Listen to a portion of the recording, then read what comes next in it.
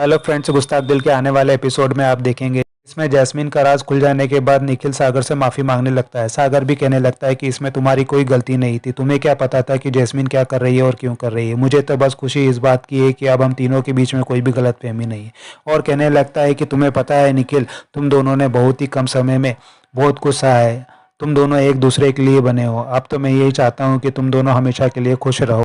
निखिल कहने लगता है इसका मतलब तुमने मुझे माफ़ कर दिया। सागर कहता है एक शर्त पे, अगर तुम लाजो को कभी भी हर्ट नहीं करोगे। तो ये सुनकर के दोनों मुस्कुराने लगते हैं और दोनों एक दूसरे का हाथ मिला कर के गले लग जाते हैं। सागर के जाने के बाद में निखिल लाजो को देखने लगता है और लाजो से कहता है अगर सिर्फ सॉरी बोलूँगा तो गलत होगा ना। जो भी कहने लगती है तो क्या बोलोगे जो सही होगा।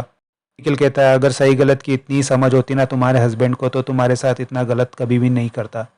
नहीं लगता है मैंने तुम पर इतना शक किया, तुम्हें भला बुरा कहा, कि तुम सब कुछ बर्दाश्त करती रही ना लाजो। लाजो कहती है इसी को तो प्यार कहते हैं ना निखिल जी। निखिल भी पूछने लगता है तो क्या माफ़ कर पाओगी मुझे, क्या भूल पाओगी जो कुछ मैंने तुम्हारे साथ किया है। तुम्हारे दिल को कितनी ठेस पहुंचाई है ना, तुम्हें कितना बुरा लगा होगा। लाजो कहती है प्लीज़ आप बुरा मत मानिए, हम जानते हैं कि जितनी तकलीफ आप हमें दे रहे थे ना उससे भी ज़्यादा कहीं दर्द आपको खुद हो रहा था। और आपने हम पे शक नहीं किया, आप तो खुद गुमराह हो गए थे, वो भी जैस्मीन के कारण।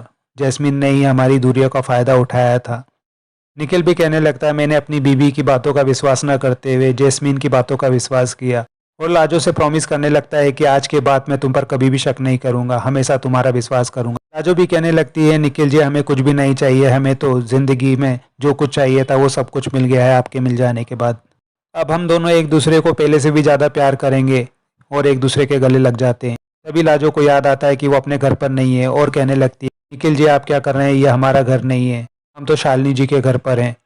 उधर आयशा भी अधिराज के पास आकर बताती है तुम्हें पता है घर पर क्या हुआ, वो जो बीना आंटी थी ना वो एक खतरनाक चोर थी, उसे पुलिस ने पकड़ लिया।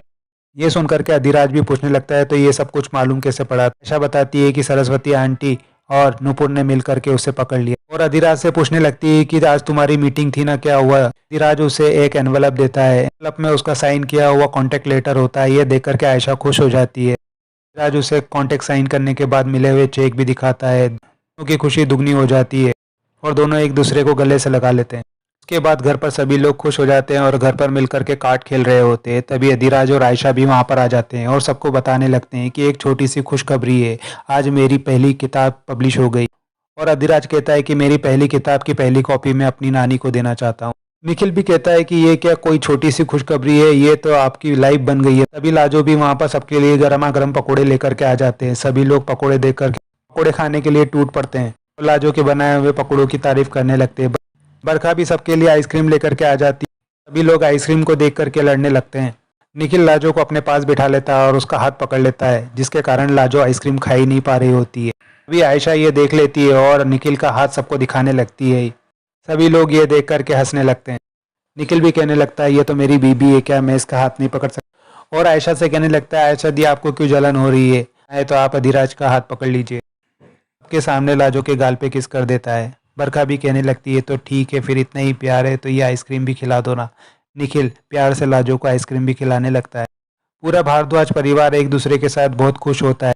लाजो भी कहती है कि हम हमेशा से यही चाहते थे कि हमारा परिवार एक दूसरे के साथ बहुत खुश रहे और सभी मिलकर के बहुत खुश हो रहे होते।